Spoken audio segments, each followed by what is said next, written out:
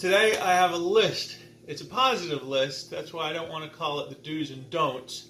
Let's just call it the do's of beginning keto. I have been on my keto journey for not as long as many, and I still have a lot to go. So I just want to share with you what I have to share so far. My journey is different than your journey, but we do all have some things in common. My journey is weight loss journey. Some people who do keto do it for the clarity of mind that it gives them. Some people do keto for weightlifting reasons. It's hard to believe, but if you up the amount of protein you get on this keto diet, you will have low fat, high muscle, and it will look great. And some people, that's their journey. Mine is a weight loss journey. So let's just jump right into it, shall we? Number 10. When you first start, don't count calories. Don't do all the things you've seen in the videos of the people that have been doing this for months or years, because they've been doing it for months or years. You will be more likely to give up if you overwhelm yourself with all the things you can do with keto right off the bat. You don't want to discourage yourself. What you want to do is attack the carbohydrates and the sugars, get them out of your life first before you start any of the more complicated things. Don't ever get hungry in the beginning of keto, especially in the first few weeks, because if you reach the point of hunger, you'll reach the point of binging, the thing that you're trying to get away from in the first place. So don't deprive yourself of calories in the first few weeks especially. You want to stick to this diet, and if you deprive yourself in the beginning, you're just going to give up, just like all the other diets. So eat till you're full in the beginning. You're going to lose weight, because in the beginning you're going to shed, first of all, a whole lot of water weight. You won't even believe how bloated you were. You're going to look at your ankles after 2 weeks of keto and go, oh my God, I had no idea. But you're not in it just for the water weight. But initially, it'll be very exciting because you might see some big weight loss right off the bat because of it. Number 9, start weighing your food. Get yourself a little scale for the kitchen. Now, while I said in the very beginning, don't count your calories, don't concern yourself with that for the first 2 or 3 weeks, but what you do have to concern yourself with is retraining your eye and your brain on what is a portion size. If you want to eat something healthy and you want to eat some almonds, almonds are good for you. That's wonderful. But in the past, what I would do is open up the package of almonds and eat until I was full. Almonds have a lot of calories. As good as they are for you, they're high in calories. And you're going to look at the back of that package, and it's going to tell you how many almonds are one portion, and you're going to scratch your head and go, well, that's not practical. Nobody can do that. That's just, they do that so it doesn't look so bad when they do the calorie count. When you've been doing keto for a while, it's not going to take as much food to fill you up. And you're actually going to look at these portion sizes and go, oh, that bit of cheese is a 1 ounce portion. I'm going to try having 1 ounce of cheese and go, oh wow, that was really satisfying. I know you don't believe me now, but trust me. But you have to learn what a portion size is, because I know you don't know what it is. I sure didn't. I thought I did, but I was wrong. So start weighing out your food. You're going to lose weight just by looking at this and going, oh, well, let me try just having 3 portions today instead of 15. And then you're going to stop and go, oh, I'm actually pretty full. I'll stop there, and if I'm still hungry, I'll come back in an hour and have more. That's the way to go. So start weighing your food. Start looking at what portions are. Retrain your eye. Retrain your brain of what a portion size really is. Number 8, Ask for low-carb versions of meals wherever you go. You can eat almost anywhere. Believe me, people say, oh, well, we're going to go out with Shane. Where can we go where you can eat? Oh, that frustrates the heck out of me. And they're just being nice. I get it. But, hey, I can eat anywhere you can eat. Trust me. You go to a burger place and you ask them, hey, can I get that burger wrapped with lettuce instead of a bun? Believe me, it's not the first time they've heard it. They're going to go, oh, okay, yeah, we do that. The only time I ever had a restaurant say they couldn't do that, the waitress came back and was really apologetic. I mean, they wanted to help me out. But the only lettuce they had came in those big bags of pre-shredded lettuce, so they couldn't wrap the burger. So I'm like, oh, okay, no problem. Just load it up with lettuce, tomato, onion. Just leave the bun off. I'll eat it with a knife and fork. And they're, oh, okay, great. They want to sell you food. They're not there for a hobby. They're there because they need customers. So you're not going to go in there and say, hey, I want this without the bread. And they're going to go, get out. No. That's they need you. You don't need them. They need you. Believe me. People are going to be more than happy to accommodate. But there's plenty of fast food restaurants in a pinch that if you need to go to, you can just throw the bun out. You don't even have to ask for anything special. All the way up to high-end white tablecloth dining. There's never going to be a place that you totally can't eat.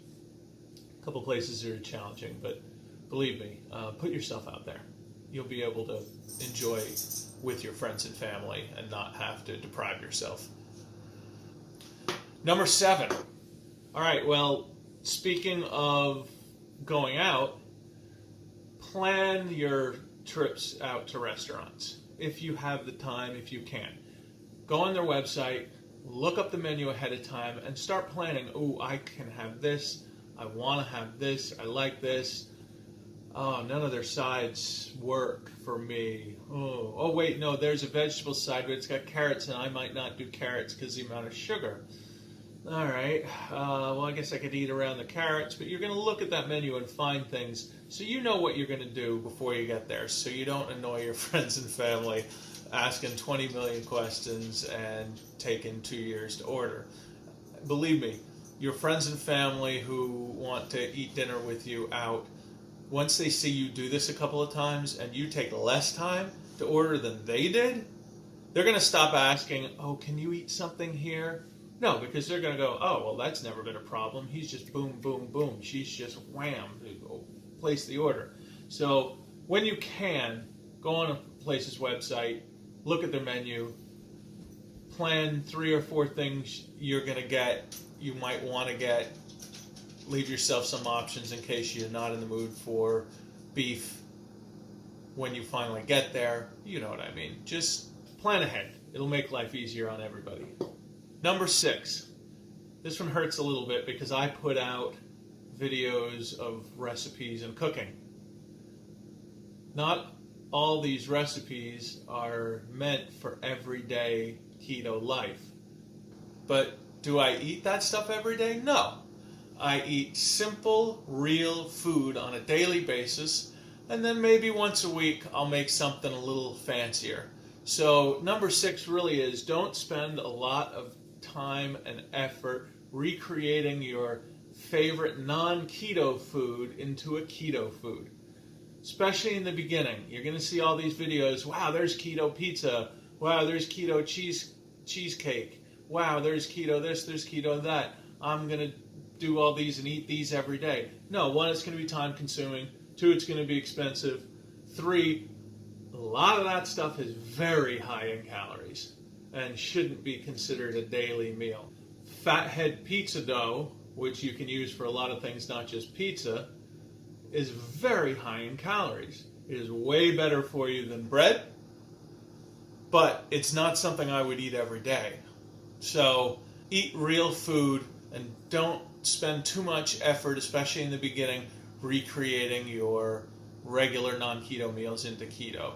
Just give your body time to change. Give your taste buds time to change. Your taste buds will change. Those taste bud cells die off new ones grow. And if the new ones, this may sound really stupid, but it's true. If the new cells have never tasted a food, when you taste that food, it's going to taste a little different than it did before. I went a month without having any sugar at all. Typical keto. And I asked a friend of mine to pick up some ham at the store while we're at the shore. Figure I'll just have some ham and cheese rolls, I'll be good. Told her, make sure don't pick up the honey ham, don't pick up the sugar cured ham, none of this special, just boiled ham from the deli, plain. She gets it. She gets one of the pre-packaged ones, so there's actually ingredients on it I can look at. I have one slice of that ham. Oh my God, I almost spit it out because it tasted like I was eating a piece of candy. And it wasn't honey ham, it wasn't anything special, but I looked and the ingredients went pork, water, corn syrup. And while I looked and the sugars, it was only 1 gram of sugar per serving, which is, honestly, I ate that. That was fine to me. That fit within my macros for the day, and we'll talk about macros later. But that little bit of corn syrup, holy cow, it was like I was eating a piece of candy. And that wouldn't have tasted like that before. So give your taste buds time to change. Eating keto replacements of foods that you have had unhealthy mental attachments to might turn you into falling back into old habits. That's the other problem. If I make a keto cheesecake and my problem was cheesecake before, I'm not going to be able to stop at a little slice of cheesecake, especially not in the beginning. And then I'm going to binge on a keto cheesecake, and I'm going to have thousands and thousands of calories because I mentally can't handle it. I have to put aside my trigger foods. Don't just replace your trigger foods with keto versions until you feel you can handle it mentally, physically. Just avoid it entirely. After you've reworked your whole concept of eating and your portion sizes, then introduce occasional keto treats and some of these recipes that I make that I highly encourage you watch. Once you can handle it. Number 5. Once you've been doing this for a few weeks, now start to count your calories. Now you know what a portion size is. Now you know what a healthy meal looks like. Learn about what macros are. I'll talk a little bit about it now, but you need to go a little more in depth than this video is going to do. So I'll put a link below on one of the videos I like and I've used. So how do you count your calories? Well, I use an app called MyFitnessPal. It's available for iPhone and for Android. It's free. There is a pay version, but I've never found a need to use the pay version. There are other apps out there, but I find that one has a huge database of foods that are already in it. You can build your own recipes so you don't have to type in all the ingredients individually every time. If there's a barcode on it, you can just scan that barcode and it'll put all the nutritional information in for you. So MyFitnessPal is my go-to move, and I'd say at least for the first 3 or 4 months, if it goes in your mouth, put it in the app. Don't skip. Don't fool yourself. Don't go, oh, well, that's only the cream in my coffee. I'm not going to count that. Enter everything that goes into your mouth into the app. You won't have to do that forever. Eventually, you'll know. You'll know what a meal looks like. You'll know what you eat in a day. You'll adjust on your own, and the only time you go to the app is when you decide, I think I'm a little off. I think I got my head wrapped around this wrong. Let's start putting stuff back into the app again, get back on track. But initially, everything. And it will do the macros for you. Macros stands for macronutrients. It is judging your carbohydrate input, your protein input, and your fat input. I'm doing keto for weight loss. I use these percentage. 5% carbohydrates out of my calories in my day, 30% protein, 65% fat. That sounds crazy, but that's what works. And that's what I do for weight loss. If you're working out heavy with weights, you might do more protein. and you might do more calories. I do 1,800 calories right now. I'm actually thinking about bumping it up to 2,000 because I found I was actually losing more weight with a little more calories. That can happen. That's how you have to adjust it for yourself. So macros will calculate for you in your app, and you'll see when you get to the end of the day, you hit the macro button, and you go, oh, I was 12% carbs today. What did I do? And you go back and you look, and it says, okay, I'm going to correct that tomorrow. That's good. Move forward. Always forward. Don't look back with regret on what you can't change. Yes, that sounds like a slogan from Alcoholics Anonymous. Well, guess what? You might be a food addict, so addiction is addiction. The only difference is you can't stop eating food. If you're an alcoholic, you have to stop drinking alcohol completely or you can't control it. You stop eating food completely, you'll die. So it's an addiction that you can't eliminate. You have to control it. So don't look at a mistake and fall back and go, well, I made a mistake. I'm never going to gain it back. I'm never going to get back there. I just give up. Number 5 has been a long one, I know, but it's all sort of in one group. The other part of that is supplements. You're not eating as much food. You're probably going to be missing some stuff, so especially since you're not eating as much food, so you're probably missing some stuff. You're not eating fruit. Get yourself a good multivitamin. Magnesium. I highly recommend getting magnesium. You're going to be missing electrolytes, so you want to refill with magnesium. Look into potassium. I don't take a potassium pill. Potassium is one of those funny things where you can get a lot of it out of things like spinach. You don't need a banana for potassium. There's other ways of getting potassium. But I don't take a potassium pill. If you overtake potassium, potassium becomes a poison. It can actually really hurt you. So be very careful with potassium, but you might be low in it and you might need to find ways to up your potassium without having the fruit. Electrolytes. Don't miss out on electrolytes. This could hurt you missing electrolytes. You could get headaches, especially with dehydration. Now, I like to drink them. Now, I'm not saying you have to buy this. These are kind of expensive. But if you do get a drink, I like these Bai drinks, B-A-I. You get them at Walmart. You can get them at a lot of stores. The reason I like them is they're high in antioxidants. There's no sugar, no artificial sweeteners. They're 5 calories. And the sugar replacement is erythritol. That's an alcohol sugar that doesn't raise your blood sugar. Some of the artificial sweeteners raise your blood sugar, and they're not good for you. Erythritol is a good replacement. Swerve is one of the name brands. I bake with that. And the other one is stevia. I like to stick with liquid stevia, the powdered or the granular stevia.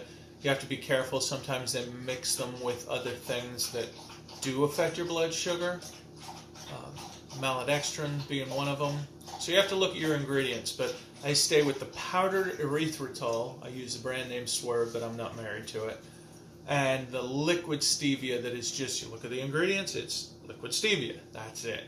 So I stick with that, and erythritol is in this one. That works for me, and this one gives me some antioxidants.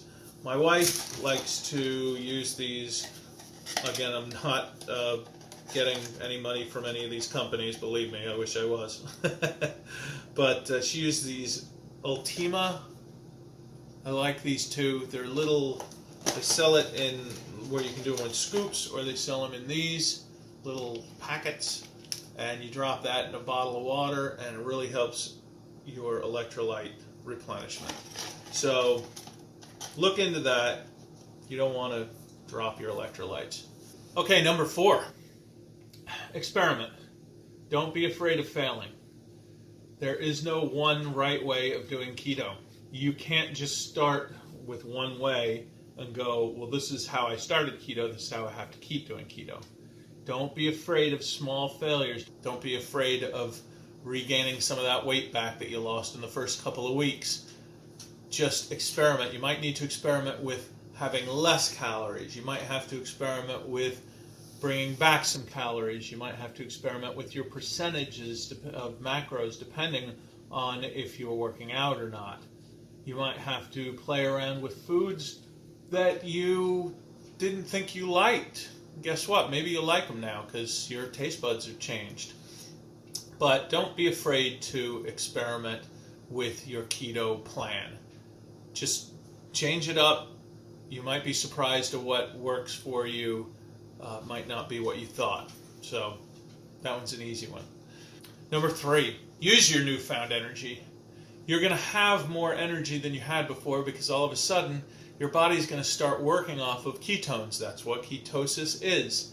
Your body is breaking down the stored fats. Your liver is converting that into ketones, and your body is using that instead of traditional sugar and carbohydrates that it used to break down into glucose and insulin. Your body used to run off of that. Now you've deprived it of that, and it's running off of these ketones. Your brain loves them. It'll make you sharper once it gets used to it, and your body will have more energy. You're not going to have that afternoon low that you used to get after you had lunch. Now you're going to have this energy, so don't force yourself to stay in your old habit. Just the littlest changes can make all the difference. Number 2, don't give up after a screw up. That's an important one. That can really hurt you. So, why have you failed at all your previous diets? Mostly because they weren't sustainable. But in the first big screw up that you had on an old diet, what did you do? You'd go, well, I went this far, I might as well give up. Let's just binge. I binged yesterday, I'm going to binge today, and then tomorrow I'll get back. Well, no, you won't. You know that, right? So don't allow a screw up to mess with your head. There's on purpose screw ups and there's accident screw ups. An accident screw up can be as little as eating a meatball, not realizing, oh my God, there's breadcrumbs in that. And well, guess what? That's probably not going to knock you out of ketosis. May not even affect you at all in the short term. Sometimes maybe the next day you'll feel a little bloated, but that's probably about it. But avoid it. Again, make a note in your book, your mental book, and adjust accordingly. Don't give up.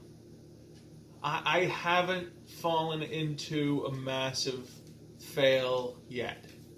And we're on month 4 of keto. Now, I've lost 75 pounds through other means first, and now I'm down 118 pounds total. The rest of that was on keto. And I haven't had a major fail, but I'm planning a pretty major fail coming up. I'm going on a cruise. And while I plan on making smarter choices on this cruise food-wise, I have no intention of staying in ketosis on this cruise. Maybe I'll regret that, but you know what? I'm planning it. I know ahead of time I'm going to do it. I'm going to exercise on the cruise. I'm still going to make some smart choices, but you know what? I'm going to have a plate of French fries. I'm going to have dessert. I'm going to do all of that for that week. And I'm going to come back. I'm going to weigh myself. I'm going to start over. And it might take me a while to get back into ketosis, but I'm not going to give up. It's time to move forward. Move forward. Enjoy your life. All right, we're to number 1. You do you. I never liked that expression, but it fits perfectly. Your keto is your keto. Do not overwhelm yourself with all the stuff you find online, because they are people who are touting their version of keto. My version of keto will not be yours, won't be his, won't be hers. People have different goals, they have different body chemistry, they have different backgrounds, they have different mental statuses, and attachment to different foods. Your attachment might be sugar, might be carbs. I could give up dessert for my entire life if I could still have spaghetti. And for someone else, it might be something different. Don't be overwhelmed. There's so much contradictory information online about keto. People do it for different reasons. So what works for them might not work for you. keto police. Those are the people who are going to make comments saying, oh, well, oh my God, you did this. I would never do that. You're not keto because we don't do that. We don't do that. No, all right. Well, those are some of the people who will make comments. I had somebody make a comment on my one video where I said, hey, I didn't have time to make breakfast. So you know what? I went to McDonald's and I had a bacon, egg, and cheese McMuffin. I ate the cheese, the bacon, the egg. Wouldn't you know, the next day somebody commented on that video and said, that's poison, man. You can't eat that. McDonald's is poison. Yeah? All right. It's bacon, eggs, and a piece of cheese. Okay, maybe they're ruining the earth with the way they grow their pigs, but you know what? I'm trying to lose weight here. I'm not trying to save the world. I'm trying to save me. So that keto police annoy me. You're going to run into that a lot, unfortunately. People who say you have to eat grass-fed organic meats or it doesn't count. Well, guess what? That's not in everybody's budget. I'm not going to pay for all the organic and grass-fed stuff, especially not right now. I can't afford being on that kind of keto. I can afford being on my keto. I can afford being on my keto. Doggies are playing. So don't get discouraged by everything you hear online and all the contradictory information. Don't spend money on apps. Don't spend money on anything in the beginning until you know what you're doing, because everybody's going to try to sell you something. Like, yeah, okay, I'm talking about this. You don't have to have this. Have water. Have plenty of leafy vegetables. Have plenty of salt, because that will help your electrolytes. But don't spend money on apps and special meals and special bars or anything until you've got a handle on this and a handle on eating real food. Well, that's enough for today. I hope you guys got something out of it. If you did, please click subscribe and watch my other videos. I really hope that you have your success and I have my success and we do our own keto. Be of good cheer, everybody.